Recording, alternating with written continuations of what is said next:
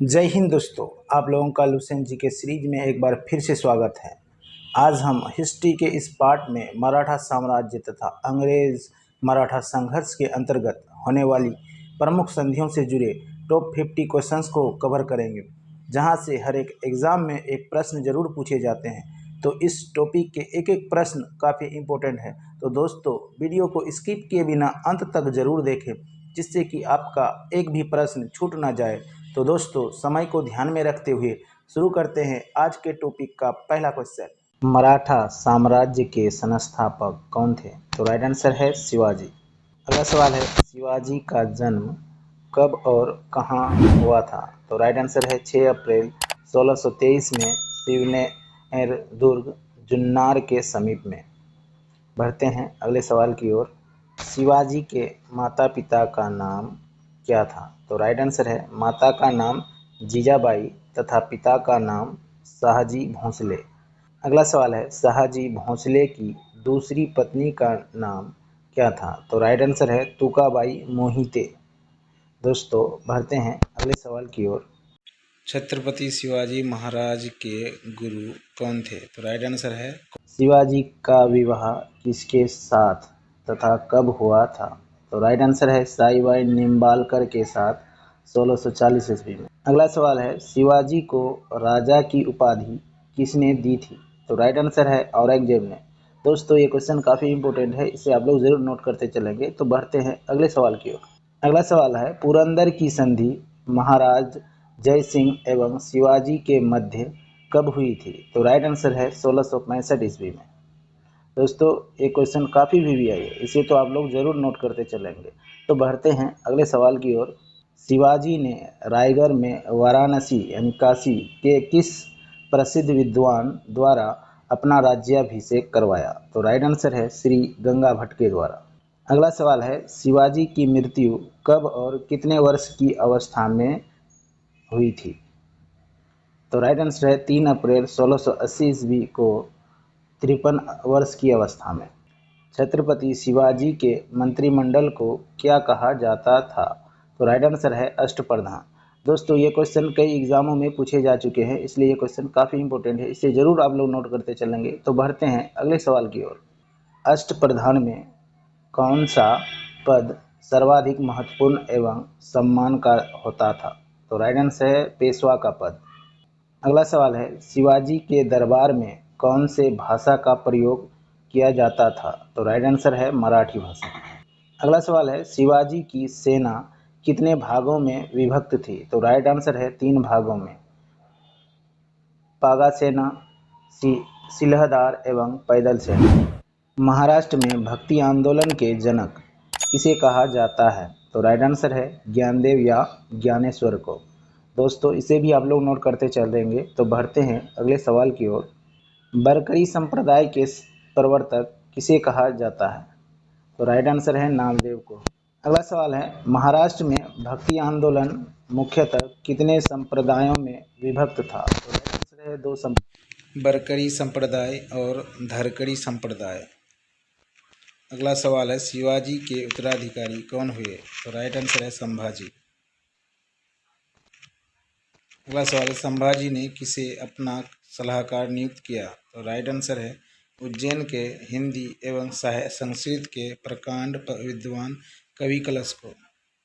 अगला सवाल है, संभाजी के बाद किसका नए छत्रपति के रूप में राज्याभिषेक किया गया? तो राइट आंसर है राजा राम का।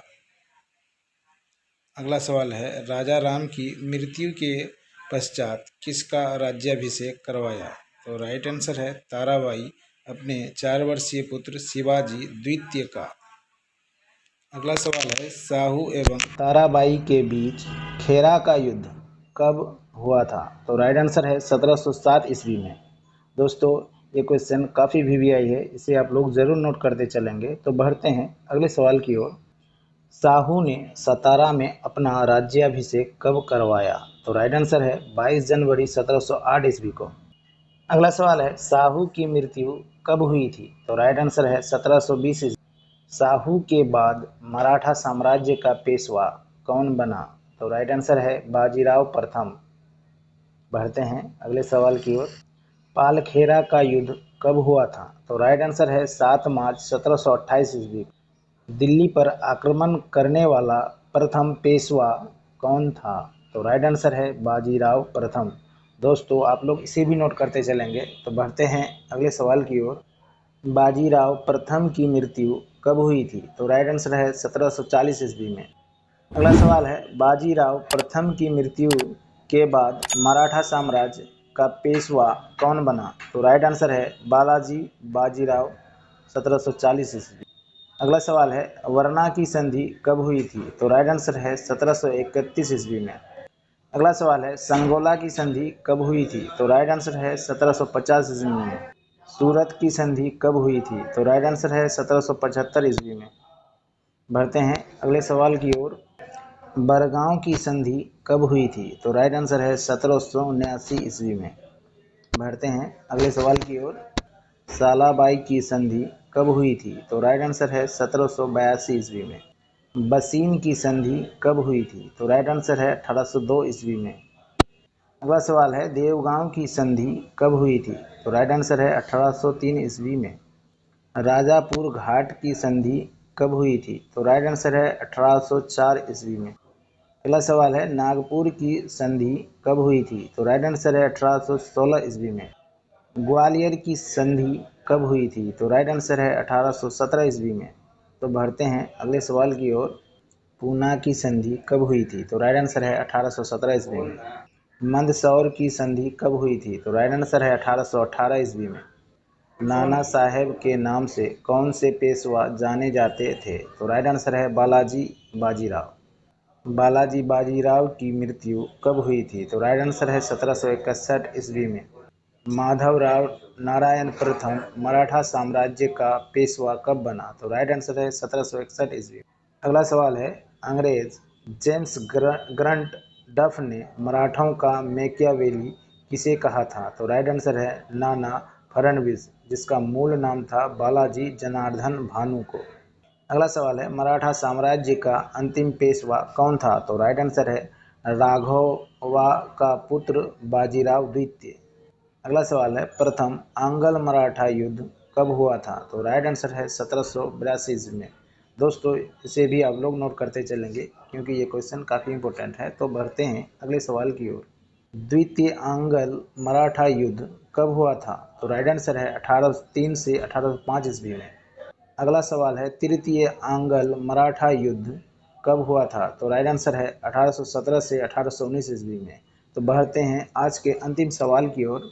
मराठा साम्राज्य के अंतिम छत्रपति कौन थे? तो राइट आंसर है शाहजी अप्पा साहेब।